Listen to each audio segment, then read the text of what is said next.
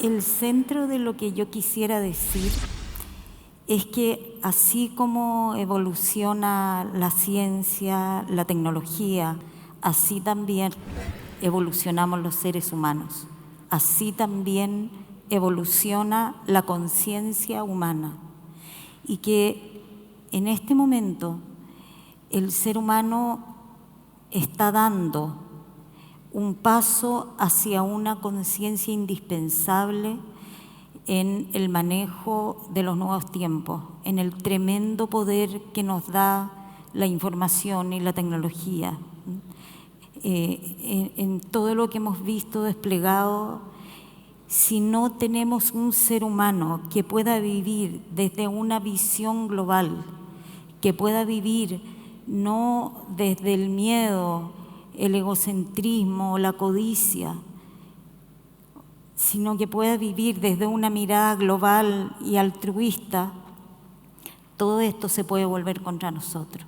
Entonces, lo que fundamentalmente quiero afirmar es que así como necesitamos educar en matemáticas, en tecnología, en ciencias, necesitamos educar en la conciencia del sí mismo, en la educación de la persona en sí, porque es la persona en sí la que va a manejar las cosas, la que va a tomar las decisiones. La conciencia, entendámosla de una manera muy simple, es la manera en que me sé a mí mismo, a mí misma, y sé la realidad y sé el mundo.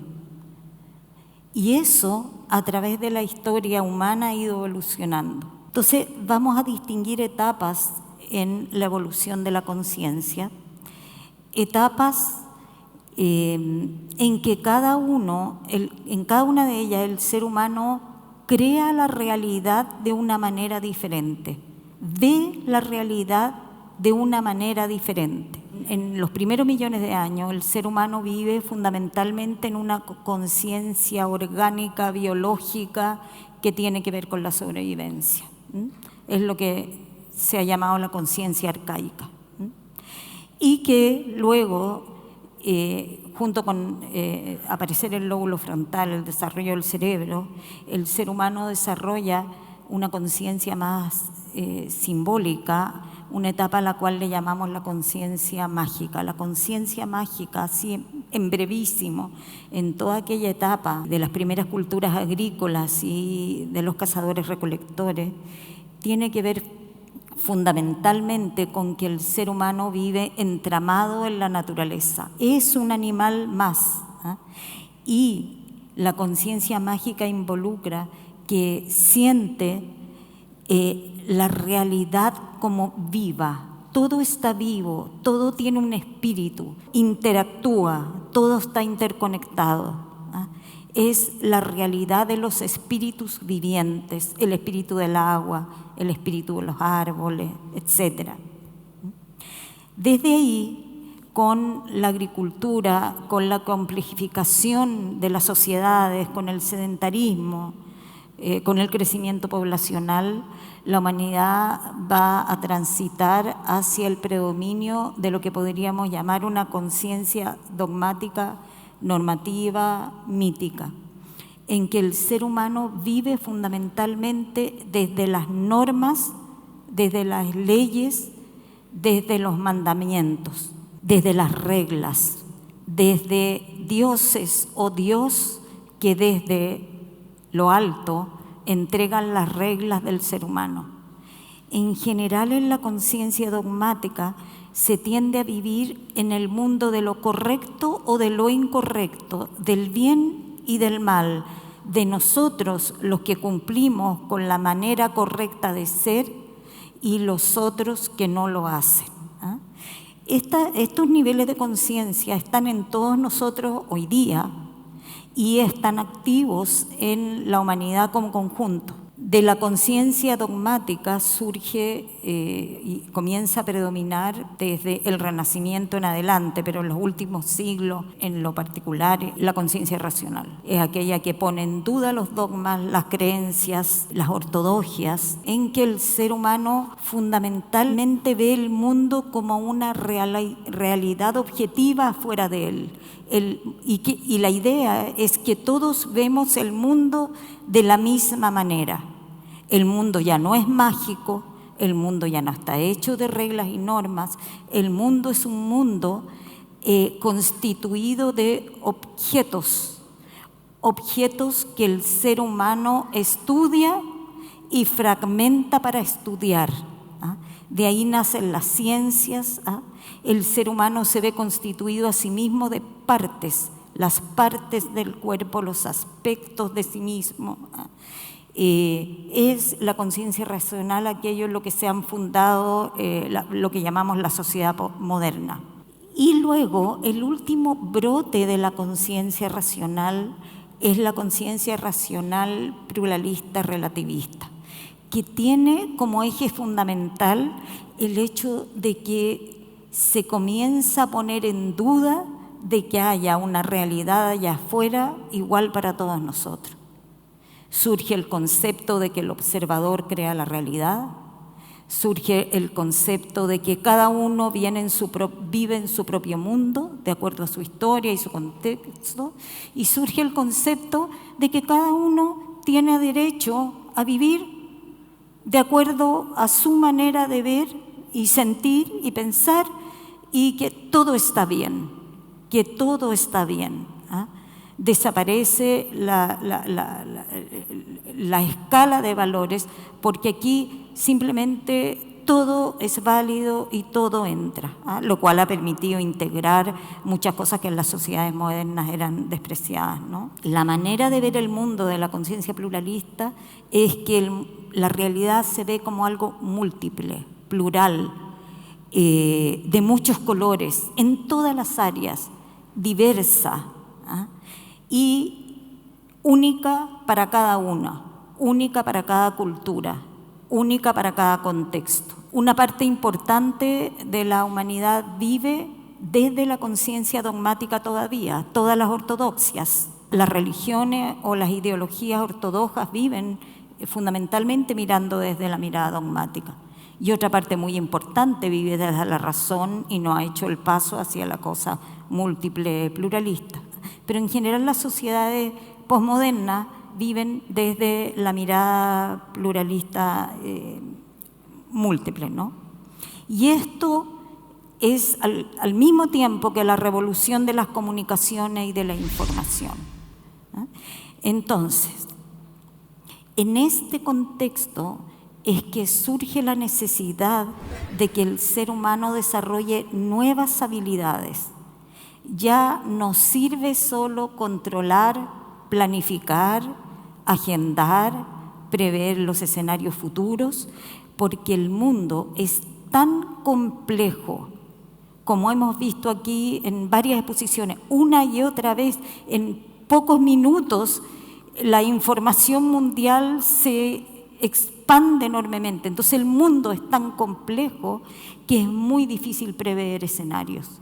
Entonces el tipo de mente necesaria en los nuevos tiempos es una mente en que más que planificar y controlar, se trata de intuir el flujo, intuir hacia dónde van las cosas, y por lo tanto surge una mente mucho más flexible, dúctil, desapegada y telepática. En este contexto es que comienza a emerger lo que más me interesa hablarles hoy día, que es la conciencia integral.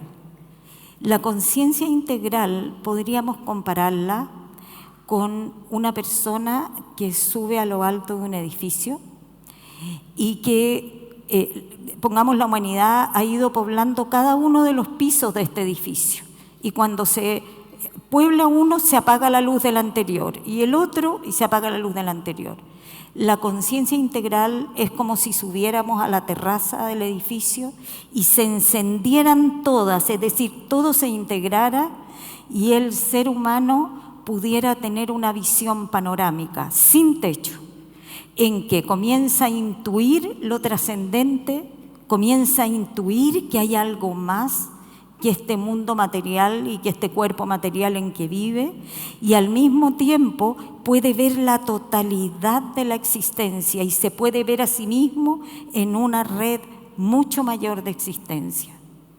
Esto involucra el desarrollo de una nueva capa de la conciencia, a la cual le voy a llamar metaconciencia, que podríamos llamarla también la conciencia pura. La conciencia pura es transracional, trasciende e incluye a la razón y se experimenta fundamentalmente como un estado de conciencia pacífico y ecuánime, profundamente liberador porque nos libera de la identidad condicionada de este yo que está sano o enfermo, que está triste o está alegre, que es rico o es pobre, y simplemente nos experimentamos a nosotros mismos como soy un ser consciente. Por lo tanto, la experiencia de la conciencia integral o de la conciencia pura me muestra otra identidad de mí, una identidad que ve ampliamente, ecuánimemente. Seguramente todos lo hemos experimentado alguna vez, donde todo se quieta, las emociones están quietas, tengo una visión más amplia, veo todo, no estoy al centro. Desde ahí baja el nivel de la autoimportancia, algo muy importante en el mundo que viene, y puedo observar mi flujo interior, observar mis pensamientos, observar mis emociones, observar lo que está pasando adentro de mí, y desde observar me doy cuenta el efecto que yo causo en el medio. Me doy cuenta que muchas veces mis palabras, mis acciones y mis pensamientos intoxican a los demás. Me doy cuenta que otras veces estoy haciendo un aporte al medio. Puedo verme ecuánimemente y por lo tanto surge la inspiración de hacer un trabajo personal y una transformación personal para ser una persona que aporte más luz y más claridad para un mundo mejor. La otra experiencia de estar en podríamos llamar el centro interior de nosotros mismos, es un profundo bienestar, sentido de vivir, plenitud, sentimientos de gratitud, de belleza, de encanto, donde mis vínculos con la naturaleza, con la tecnología y con los demás seres humanos cobran otra luz. Y ese espacio interior tiene la cualidad de ser ético, inclusivo y altruista. Es suprapersonal en el sentido que ve el anhelo y el derecho de todos los seres a vivir en plenitud. Yo no soy más importante que los demás. Mis hijos no son más importantes que todos los niños del mundo. Cambia la motivación de la acción, del miedo a la confianza, a la realización y al amor. Cambia el sentido de vivir, de nacer y de morir. Todo esto que estoy diciendo no es nuevo, está en las tradiciones espirituales más antiguas, pero está también hoy día en neurociencia. Lo que la neurociencia estudia, cuando ha estudiado el cerebro de gente, por ejemplo, que trabaja la paz mental o la meditación, lo que ha estudiado es que incluso con la meditación crece el lóbulo frontal. Ahora tenemos el correlato biológico de esto que yo estoy diciendo. Hacia allá tenemos que ir, hacia el desenvolvimiento total de lo humano, porque ahí llegamos al núcleo, al centro de lo que es un ser humano. Es como encontrarse con la fuente de vida del ser humano. Solo desde allá la tecnología y el conocimiento va a poder ser puesto al servicio del bien planetario. ¿Qué tenemos que hacer? Que los programas de educación no solo enseñen, como dije al principio, ciencias, tecnología, sino que enseñen al ser humano a educarse a sí mismo, a observarse a sí mismo. La educación de la mente, no solo inteligencia, también sabiduría y paz interior. Hay hoy día muchos caminos y técnicas que nos ayudan a quietarnos. Hay hasta aplicaciones en el celular en que te enseñan a poner 3 minutos y te enseñan a focalizar, por ejemplo, la mente en la respiración para dejar el diálogo mental y comenzar el viaje. El viaje por el espacio físico es, no sé si infinito, pero aparentemente interminable. El viaje por el espacio interior es infinito y hacia allá tenemos que ir también.